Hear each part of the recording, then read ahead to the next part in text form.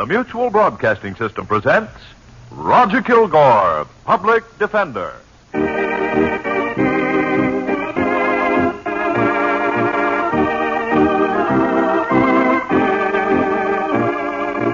We hold these truths to be self-evident, that all men are created equal, that they are endowed by their Creator with certain inalienable rights, that among these are life, liberty, and the pursuit of happiness.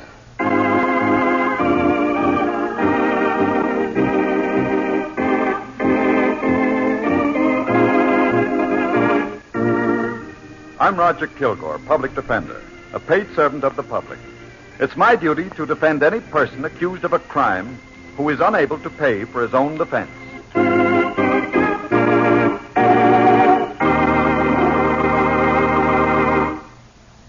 The case of Eddie Lewis began one evening as Bud Swift regained consciousness in the ambulance that was rushing him to the hospital.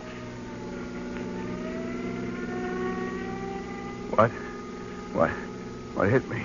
Somebody put a knife in your back, Swift. A knife? Got any idea who it was? What's it to you? I'm a cop. That's what I figured. Say, Doc, What is it, Swift? am I going to be okay? I think so, but you've been very lucky. 2 inches lower and... Yeah. Well, a punk that tried to kill me ain't going to be so lucky. Who is he, Swift? I'll take care of him myself, copper. Now, we've got jails for people who do that. Yeah. And we've got the same jails for people who take the law into their own hands. Now, you don't want to go to jail, do you? Leave me alone, will you? I ain't talking. Swift, I found some papers in your wallet that show you to be a prize fighter. So what? You got bad news for me? I'm afraid so. Of course, I can't be sure until we get you to the hospital, but my preliminary examination shows that perhaps your shoulder muscle has been severed.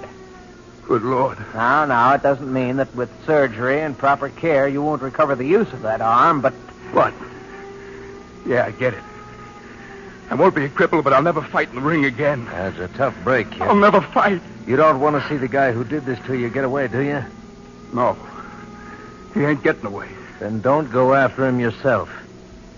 Tell me who he is. What do you think he'll get, copper? 10 years. Yeah. 10 years in the pen can ruin a guy for life. Okay. The guy you want's Eddie Lewis.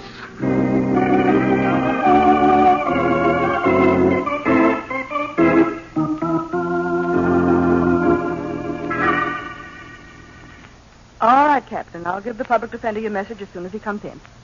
Yes. Thank you. Bye. Morning, Miss Carpenter. Oh, Mr. Kilgore. Court phoned just this minute. What did he want? Well, the police judge has referred a new case to you, the Eddie Lewis case. What's the charge? Attempted murder for stabbing someone by the name of Bud Swift. Bud Swift. That name's very familiar. He's a prize fighter, Mr. Kilgore. Oh, yes. I saw him fight one of the preliminaries at the arena the other night. He knocked out his opponent in the second round of a scheduled 6-round bout. Well, he's in the Midtown Hospital now. When was he stabbed? Last night, around 8 o'clock. Did the captain tell you where Lewis is being held? Yes, sir, at the city jail. Okay, thanks. That's where I'll be if you want me.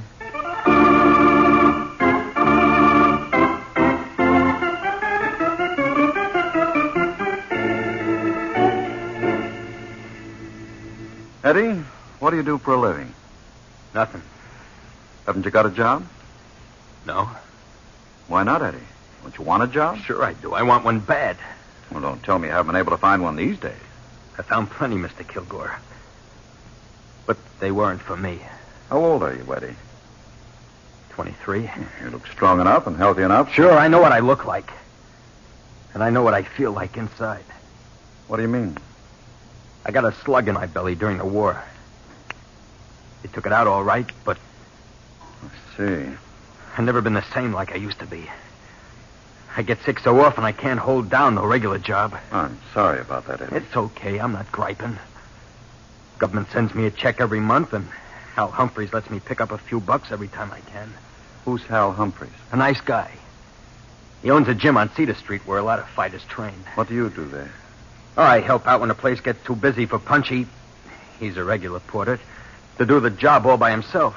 Is that the gym where Bud Swift does his training? Yeah. Eddie, where were you last night around 8 o'clock? I was at the gym from 7 o'clock until 9:30. Anybody see you there? Sure, everybody seen me. Who's everybody? Well, gee, I don't know. There was a big crowd there. But Hal Humphrey seen me a couple of minutes after I come in. I was watching some guy punching a bag when Hal came over to me and said, Oh, what's the matter, kid? You're not working tonight. I don't feel so good, Hal. Oh, that's too bad. That's my stomach again. You know. Yeah, I know. Hey, you should have stayed home. Well, that wouldn't help. Just go nuts thinking about myself. Sure. You don't mind if I just stick around without helping out, do you? No, have fun. It's your time, Eddie. Take it easy. Listen, Hal, if I should feel better later on... Sure, just let me know. I'll be around. What happened after that, Eddie? Nothing. I hung around until 9:30. Then the pains in my stomach got so bad I had to go home. Then you have got an alibi, haven't you? Yeah, but the cops locked me up anyhow. Who told the police that you stabbed Bud Swift? I don't know. Eddie, did you have any reason for trying to kill Bud Swift? No, Mr. Kilgore, no reason at all. But, Eddie... Excuse me, Mr. Kilgore. Huh? Oh, what is it, Tom? The warden just got a call from the DA's office. Uh-huh. The DA wants to see that young fellow right away, so if you're through with him... Well, I was about to leave, but is Mr. Howard coming here? No, he wants us to bring the prisoner to his office. Good, I'll go with him.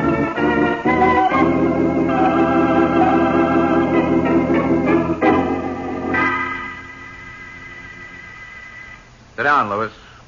Thanks, Mr. Howard. Roger, I'm glad you came here. Maybe we can settle this matter right now. What do you mean, Sam? Well, Lewis told you he was innocent, didn't he? Yes, I suppose he also told you that he had no motive for stabbing Bud Swift last night. that's right, Sam. Well, he hasn't told you the truth, Roger. He had a strong motive for wanting Swift out of the way. That ain't so. And last night he tried to kill him. No, I didn't. Roger, this fella told the police that he was in Hal Humphrey's gym last night from 7 o'clock until 9:30.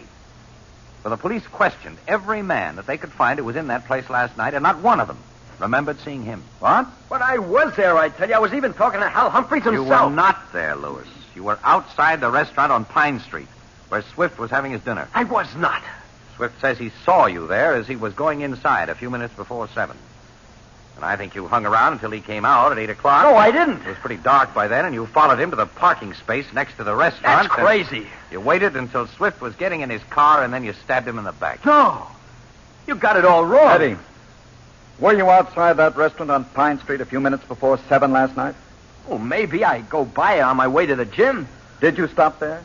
Well, maybe I stopped to light a cigarette. How can I remember? But you say you didn't wait for Bud Swift to come out. I didn't even see him, Mr. Kilgore. If I had, I'd have stopped to talk to him. Like you talked to him a week ago? Huh? What happened a week ago, Sam? Lewis and Bud Swift had an argument over a girl, Judy Nichols. And Lewis threatened Swift. Threatened him. What about that, Eddie? And apparently he'd rather not talk just now. But here's the story, Rogers. The police got it from Bud Swift and Hal Humphreys. Humphreys? What does he know about Well, it? the incident took place in his office at the gym. He and Bud were talking when Lewis came in and slammed the door. Hey, what's your idea? I want to see Bud Swift, Hal. Oh, we're busy. The next time, try not. Take it easy, Hal. Can't you see the guy's mad? You bet I'm mad. You've been making some lousy cracks about Judy, Bud. Me? Yeah, you. You've been telling guys she'll go out with anybody anytime. Now, listen, You've been you don't saying know that what all the guy's got to do is take her to a movie or buy her a soda and she'll... Why, you dumb palook. If you weren't all busted up inside, I'd lay one right in your... Go on, take a swing at me. Why don't you? Beat it, will you? Listen, Bud, Judy's my girl. And if I find out you've been talking about I'm her... not. Or if I ever find you're going out with her Yeah? again, what'll you do? Well, maybe I can't trade punch for punch with you. But there are other ways I can pay you off, ways that'll hurt a lot more. And I ain't kidding. And that, Roger, happened just last week. Well, Eddie, what about it? The truth, Mr. Kilgore. But it don't mean I tried to kill him for that. No, but you did try to kill him because he took your girl away from you, didn't you? No, who told you that? Your ex-girlfriend, Judy Nichols, told a detective I sent to question her. Look, Mr. Kilgore, I've been in love with Judy for about 6 months. But I never got up the nerve to ask her to marry me. I had nothing to offer her, no job, no decent future. I see. Well, the other night, me and Judy had a date. We went to a cheap movie, and then when I brought her home, we stopped outside the house. And she said... Well, Goodbye, Eddie. Goodbye. You mean good night, don't you? No, I can't see you anymore. What's the matter? Bud Swift has asked me to marry him. Bud? Yes, and I accepted him. Oh. I'm sorry. I hope... Oh, Eddie, I know how you feel about me, but I never said I loved you, did I? No. You never said it. I've always liked you, and I still like you. A lot. You don't have to make it easy for me. But I want you to understand. I can't help it if I'm crazy about Bud, can I? Well, I had no idea it was like that, Judy. I thought he was just another guy you were going out with. I'm sorry, Eddie. Yeah. Well, what does the odd guy say at a time like this? Do I wish you health and happiness? If you want to. Okay. I wish you health and happiness. And when I see Bud, I'll tell him the same. No, don't say anything to Bud, Eddie. But why not? Well, we sort of decided not to tell anyone for a while, except our folks, and I don't want Bud to know that I told you. He might misunderstand. You know what I mean, Eddie? You see, Roger, he was sore at Bud Swift because he took his girl away from him. No, I wasn't sore at him. I felt pretty lousy when Judy told me about her and Bud, but I didn't blame him. Afraid I don't understand, Eddie. Look, I knew Judy didn't love me. I knew I didn't have a chance, so... So when she told you about Bud, you just calmly accepted it? Yeah. It was tough, but I wasn't sore at anyone. If I'd have wanted to kill Bud, I could have waited for him until he got home that night and done it then. Eddie, why didn't you tell me the story before? Oh, Judy asked me not to say nothing about what she told me, so... I wasn't going to talk to anyone about it. I see. Sam, who told the police that Eddie stabbed Bud Swift? It was Bud himself, Roger. Did he see him at the time of the stabbing? No, but he saw him hanging around the restaurant an hour before. On the basis of the other evidence I've got... All of which happens to be circumstantial, Sam. Well, that's true, Roger, but I can't ignore it. Something wrong here. Bud Swift said some terrible things about Judy Nichols a week ago. Yes. And a few days later, he asked her to marry him. Also, he didn't know that Judy had told Eddie about it. And still, he named Eddie as his attacker. Yes, he did. Sam, I'm going to the hospital to find out what's what.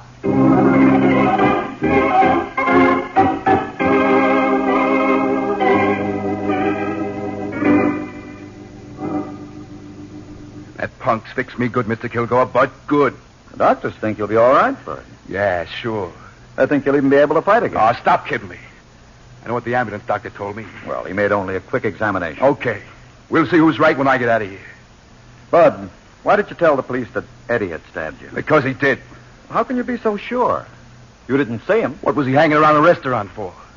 Well, that was an hour before. He claims that he wasn't hanging around, that he was just passing by. Then why did he make out like he didn't see me? Are you sure he made out? Yeah. Was coming toward him when he turned the other way and started to light a cigarette. I figured if the guy didn't want to talk to me, to heck with him. So I went into the restaurant. Did you see him when you came out? No, but that don't mean he wasn't hiding someplace. Look, Mr. Kilgore, the guy said he'd get me if I ever went out with Judy again. Well, I went out with Judy again, and he got me. And you think that just because he threatened you, he had to be the one who stabbed you? Yeah. I got no other enemies. I see. Bud, you said some pretty awful things about Judy. I didn't say nothing, Mr. Kilgore. Then why was Eddie sore at you? Look, all the guys in the neighborhood know how that palooka feels about Judy. And some of them are wise guys. They were just kidding when they told him I said lousy things about her. When do you and Judy expect to get married? Huh? Judy told the police you and... What? Holy smoke, is everybody nuts? Bud, are you saying that you aren't planning to marry Judy? I'm saying I never even thought about it. We just been friends. Why, I never even kissed her. What's she trying to do? I don't know, Bud. But I'm going to try and find out.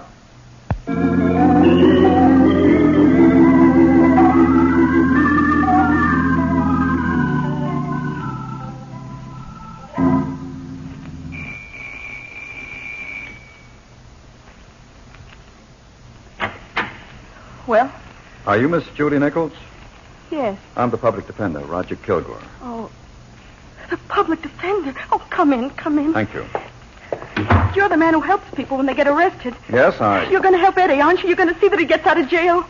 Do you want him to get out? Oh, I'll die if they send him away. I don't care what he did. Judy, are you in love with Eddie?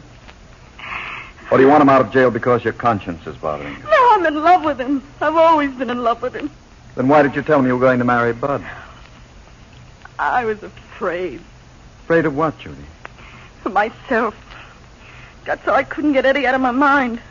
When I went out with another boy, I kept thinking of Eddie. Naturally. You were in love with him. But I didn't want to be. I didn't want to get into something that could never be any good for me. Why do you say that? Because Eddie didn't have a job? Because he couldn't hold a job. Oh, I know he's tried. I've met him after work when he was working, and he was so sick he could hardly talk. The next day he went back to the job, and he kept going back and trying to work until he was fired. It happened over and over again. Judy, isn't it possible that Eddie might get well someday? I don't know, but he lost so many jobs, I decided that maybe it'd be better for both of us if we didn't see each other again. So I made up a story. The rottenest story in the world. Judy, was Eddie sore at Bud when you told him? No. No, he was awful nice about it.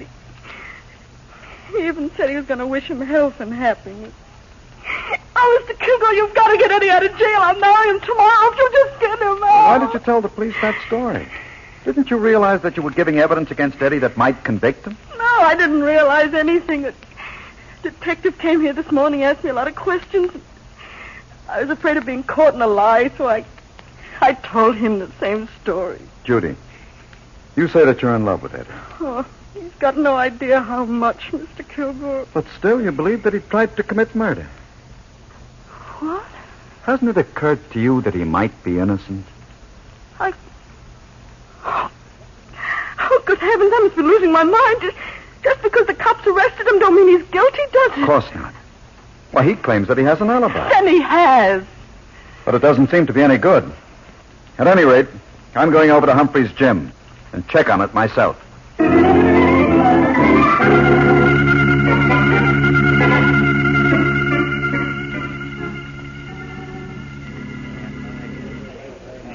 Look, Kilgore, I told the cops all I know. But you don't remember seeing Eddie Lewis here last night? No, he wasn't here, Kilgore. But Eddie claims that he talked to you a few minutes after 7. He's a liar. Why should he give you as an alibi if he knew you wouldn't back him up? Look, mister, you... Now, wait a minute. Hey, Lefty. Yeah? Come here. What do you want, Hal? Lefty, this is the public defender. Okay. He wants to know if Eddie Lewis was in here last night. What time? Say, Hal, What's the matter, Punchy? I heard you say public defender. Is it this guy? Yeah, take a good look at him and scram. Okay. What time, mister? Between 7 o'clock and 9:30, Lefty. No, he wasn't. Isn't it possible that he could have been here without you seeing him? Not a chance. I was all over the joint. Say, Hal, Now what is it, Punchy? that fellow over there says this guy's name is Roger Kilgore. Yes, it is. But Hal says you're a public defender. Now listen, Punchy, haven't you got any work to do? Yeah, sure. I was Okay, just, then get busy. If you want to keep working for me. Sure. Public defender. I don't know. Punch-drunk pug. I don't know why I keep him on. Mr. Humphreys, you wouldn't have any reason to lie about Eddie, would you? What do you mean, Kilgore? Well, if Eddie had simply said that he was here, I could doubt his alibi. I know what these training gyms are like when they get crowded. So? But he said that he talked to you. That proves that he's lying, Kilgore. Now, if you don't mind, I've got my business to think about. It don't run without me.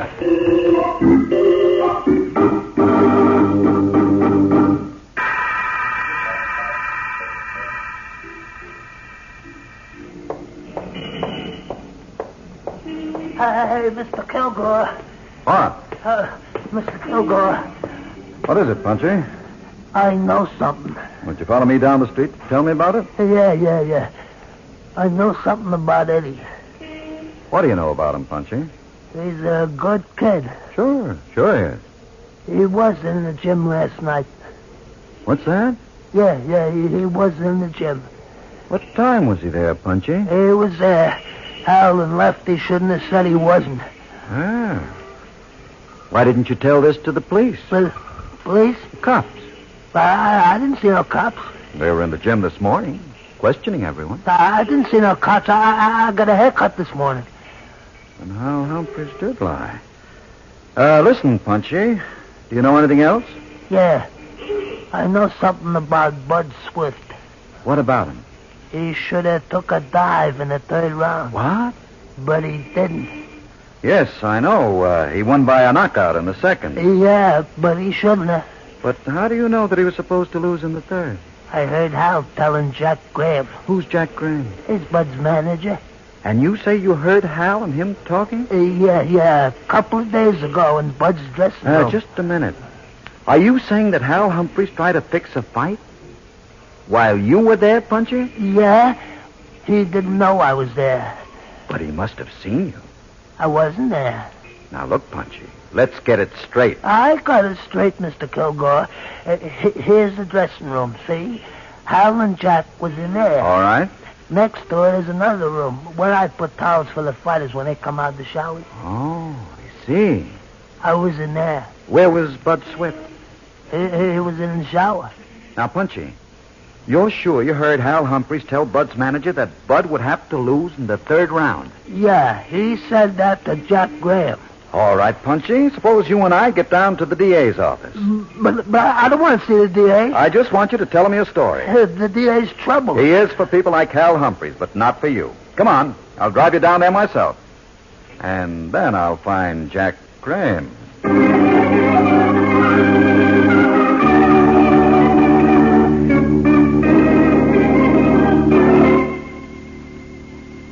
Now, look, Mr. Graham. I've told you I've got a witness who heard you and Humphreys making a deal. What are you trying to do? Kill me off in a fight business? You've killed yourself off, in case you don't know it. I've never taken a nickel from any crooked gambler. No?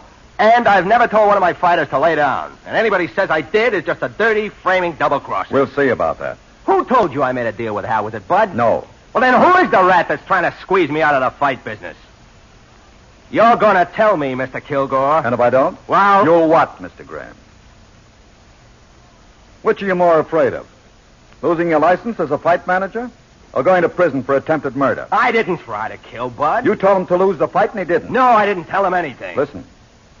I've discovered that Hal Humphreys, besides running a gym, is also a bookmaker. Yeah. And I know that the betting was pretty heavy on your boy to win. But Hal was on the short end. Against him. Yeah. But I didn't make no deal with him. Then what did happen? Well, Hal had been watching Bud work out. The kid went in for a shower. Hal said he wanted to talk to me. So we went into the dressing room. That kid looks very good, Jack. Yeah. He's in the pink right now. I've got $4,000 bet on that fight, Jack. It's safe. The kid will take that rummy in 2 rounds. Jack, I think the rummy ought to take the kid in 3 rounds. You want Bud to take a dive? That's what I'm leading up to. You see, I'm betting on him to lose. But I can't tell him to take a dive. He's a nice, clean kid, and he thinks that... Jack, I don't care what he thinks. I'm betting against him. Nice odds, too. That's your hard luck. It'll be yours and his if he don't go down in the third. Now, listen, You want that kid to fight again, don't you? Well, sure, but... And you want to be around to see him fight, don't you? Sure I do. Okay. You tell him it's a canvas in the third or a funeral around the first. But you say you didn't tell him, Mr. Graham? No, I'm building fighters to win, not to lose. Besides, Bud thinks I'm a great guy. Maybe you are, Mr. Graham. Yeah, a great guy. Somebody in Hal's mob put a knife in a kid's back last night. I've been sitting here all day waiting for my turn. But if you told the police, you wouldn't be in this predicament. That would take nerve, Mr. Kilgore. And I haven't got it. I didn't want to lose my license for not reporting Hal to the DA before the fight. Well, he's been reported. I'm sorry that it wasn't done by you.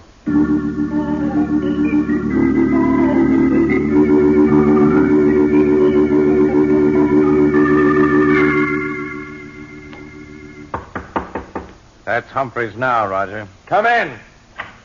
Are you... Yes, I'm the DA, Mr. Humphreys. what's Kilgore doing here? Come in and close the door. We'll explain everything. And Punchy. How'd you get here? The public defender gave me a ride in his car, Hal. What for, Punchy? Suppose you let me ask the questions, Humphreys. Now, look, Mr. Humphreys, Howard... you told the police that Eddie Lewis was not in your gym last night. Yeah, and he wasn't. They checked. But, Mr. Humphreys, Punchy remembers seeing him there. What? Yes. And he remembers something else. A conversation you had with Jack Graham in Bud's dressing room. A conversation? Yes. You told Graham to be sure his fighter lost in the third round so you could collect your bets. Did that punch-drunk pug say that about me? Do you deny it? Sure I deny it. What do you think my racket is, anyway? I think it's fixing fights. Hal, I ain't no punch-drunk pug. Shut up, you... Now listen, Punchy. I'm your pal, ain't I? Sure, I gave you a job when no other guy in the business would even look at you. sure. Then how could you tell the DA you heard me trying to fix a fight? You know it ain't true. It is true, Hal. I was in the room next to where Bud was taking his shower, and I heard you and Jack talking. Listen, Howard, if you want to take the word of this punched-up mug against mine, then go ahead and take it. You never get a jury to believe him. Humphreys, I've got another witness I'd like you to meet. What? Will you come in here, Graham? Not Jack Graham.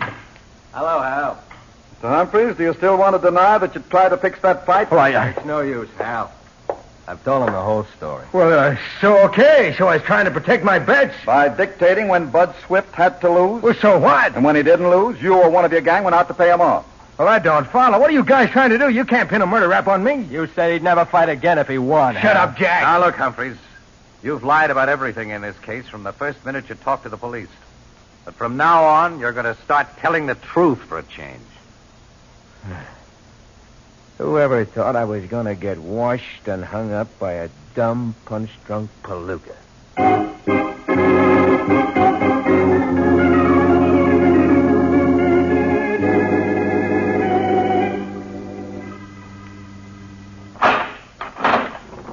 Hello, Eddie. Hello, Mr. Kilgore. Say, what is this? Judy. Eddie, darling. Hey, what? You're free, Eddie. Free? Yes. Hal Humphreys has made a full statement. His man Lefty did the actual stabbing. Holy smoke. Well, what did they knife Bud for? I'll explain it to you, Eddie, Yeah, sure. while you're taking me home. Well,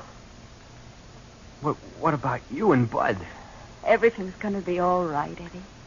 You know, Eddie, I think she's right. Thanks, Mr. Kilgore.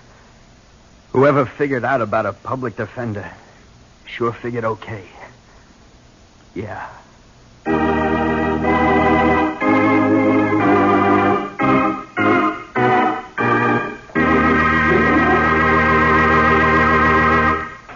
We hold these truths to be self-evident, that all men are created equal, that they are endowed by their Creator with certain inalienable rights, that among these are life, liberty, and the pursuit of happiness.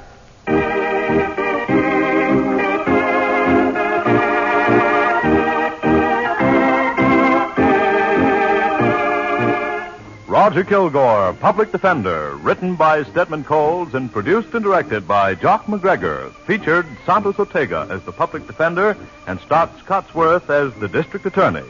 Others in the cast were Bill Lipton as Eddie Lewis, Bernard Grant as Bud Swift, Bryna Rayburn as Judy Nichols, Lawson Zerby as Hal Humphreys, Bob Dryden as Punchy, and Whit Vernon as Jack Graham. Original music was played by Milton Kay. All names, places, and dates used in this program were, for obvious reasons, fictitious. This is the last of the current series of Roger Kilgore, Public Defender. We hope to be back with you in the near future. In the meantime, remember that justice, equal justice, is the sacred right of all people in a democracy.